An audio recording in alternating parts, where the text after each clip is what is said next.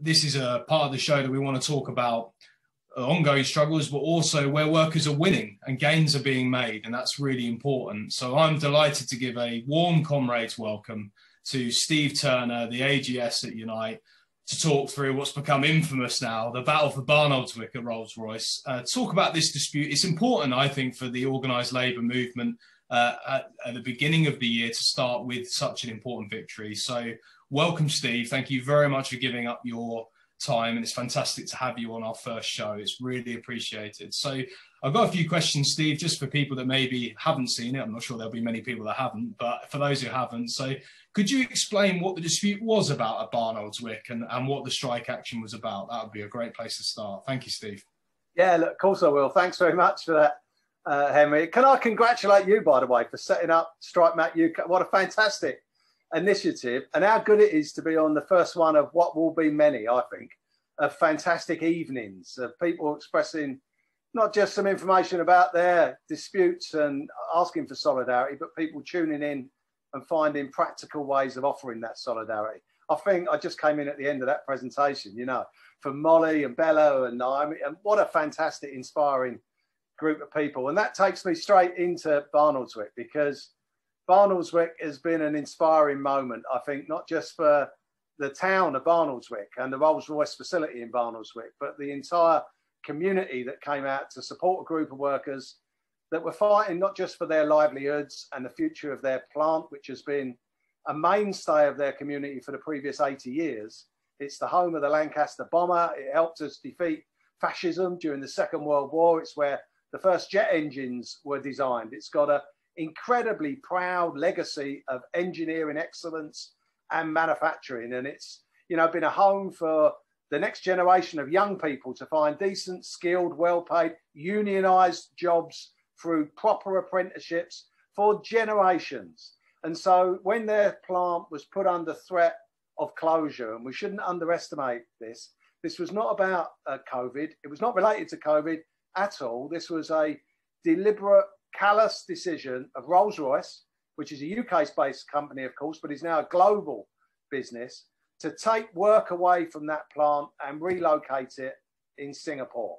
Now, I've got no problem with workers in Singapore wanting jobs, and what we'd argue for, of course, was replacement work. If you're going to take that product away, and that suits the business case right now, then fine. But we want work for our people here in the UK in Barnoldswick to replace it.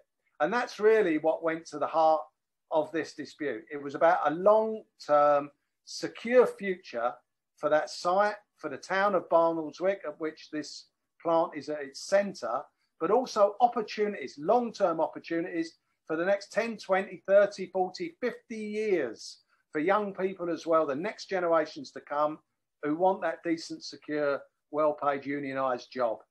And that's why the workers took action to protect their plant, to protect the future. But that's why they drew so much solidarity and support from their community around them at the same time. Thanks, Steve. That's a great explanation for anyone who wasn't aware of the dispute and how important and vital it was, and maybe, you know, could be a hallmark for other disputes we may have to fight this year, and it certainly will take inspiration from it. I mean, I've been reading a lot about it in terms of the solidarity with the community. I just want to pick up on that point, because I think it's really important. From what I read, there was thousands of pounds raised on the picket line, and a real sense of a link between the community and the strikers. Could you just elaborate a bit more on that and the strength of that feeling, and how it's not just about work or a dispute, but it is about a whole town? It is about a town. It was about a region, and the dispute went viral internationally as well. I mean, we held virtual pickets. You were hearing earlier from care workers that are finding new ways of talking to people, and the NEU that have had thousands of people actually on webinars to talk to people about tactics and strikes and struggle and what they're doing.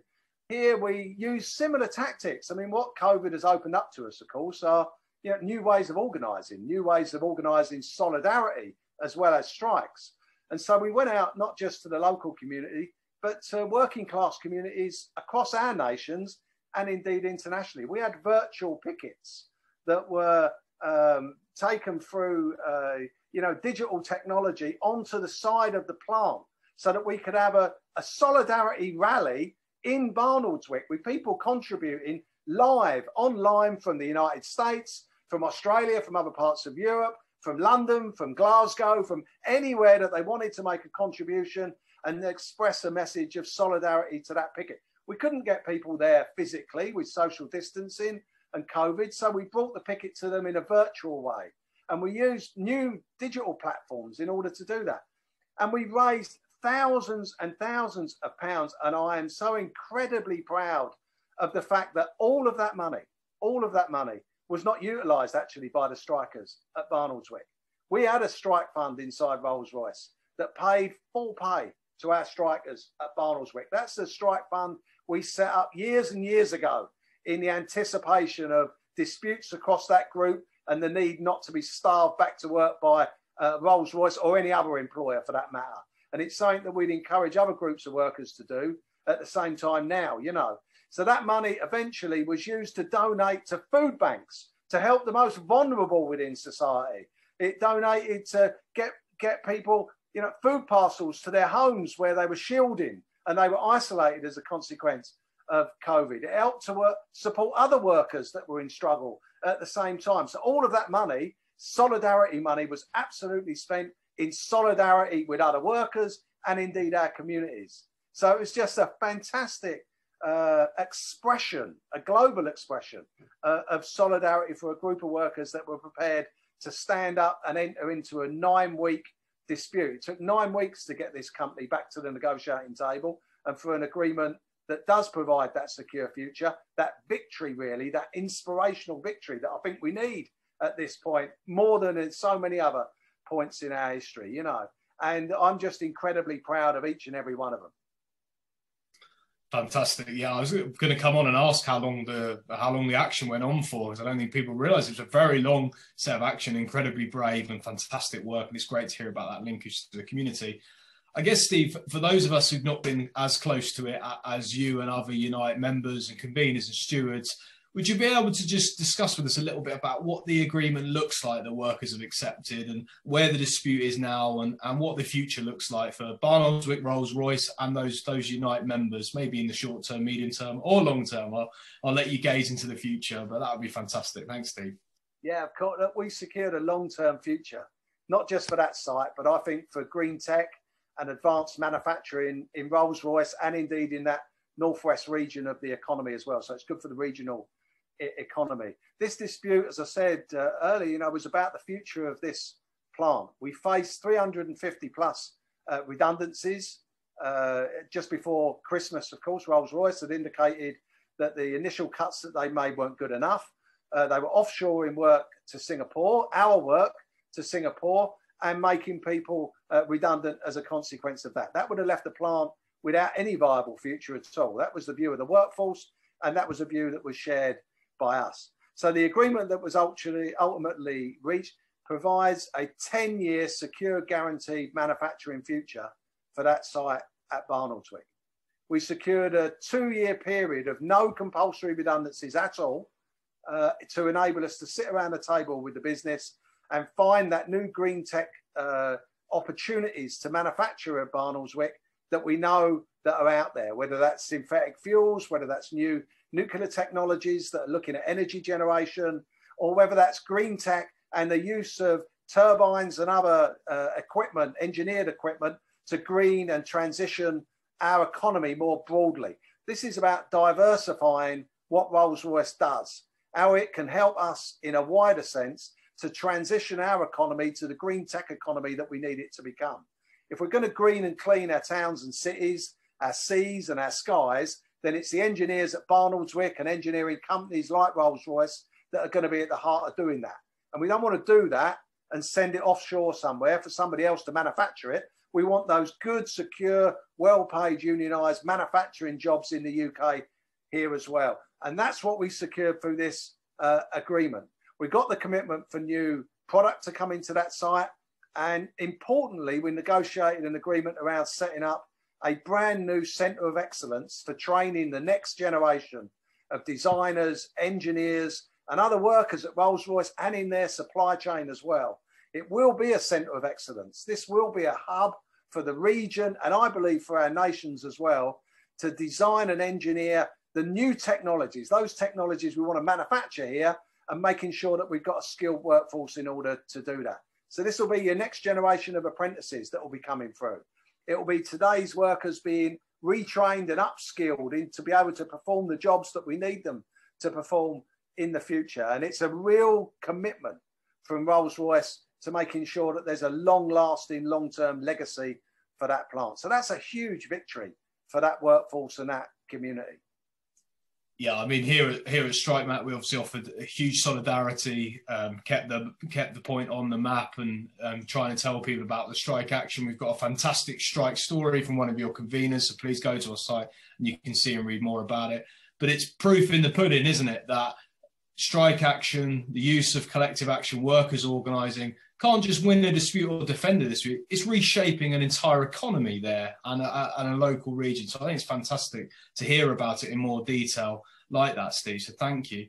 I guess, how can we show support for those workers that took that action that have led to this incredible victory, both regionally, but it's very important for the rest of the Labour movement? How can we show solidarity now to those who took the action? And is there anything that we can do to support those workers in congratulating them?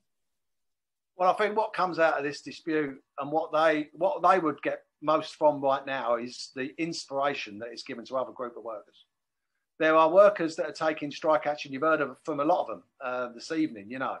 But there are other workers that are taking strike action right now against some of the most opportunistic attacks on long fought for terms and conditions of employment. Whether you go to Heathrow Airport, another group of Unite members actually that are out again fighting against £8,000 cuts to their wages, unilateral attacks on their terms and conditions, permanent changes to address what we would believe to be short-term challenges. We've got British gas workers out now. British gas engineers, again, a fire and rehire tactics from a British gas corporation to attack workers' terms and conditions, and expressing solidarity to them in a practical way is going to be incredibly important. We've got bus workers that are taking action now across our countries because of the actions of their employers in trying to increase their hours, cut their sick pay. At the time, we're in the middle of a pandemic, and we've got disgraceful, shameful actually, actions by companies wanting to attack long fought for terms and conditions like sick pay. We've got hospital guards out, security guards out. We've got caterers out. We've got people out across the economy, across our movement actually, that all need that solidarity and that support to give them the confidence. I'm a great believer that if working class people are confident, anything is possible. And what solidarity gives you, and the knowledge, the confidence in your union gives you, is the confidence to stand up and be counted, and know that your union will leave no stone unturned in the struggle to protect you, to advance your interests, or to provide that future that we were able to provide at Barnoldswick. Fantastic. Thank you, Steve. My next question was going to be about the other Unite disputes we should look out for, because after Barnoldswick, it seems that Unite is on the up and up, and we give solidarity to all those taking action or about to take action. I want to thank you very much, Steve, for joining us tonight for our first ever show. It's been fantastic to hear a bit more detail Barnoldswick, and solidarity to you and all Unite members. And as a fellow Unite member, it's fantastic to have you on. So thank you very much for coming, Steve. Really appreciate it. Pleasure. So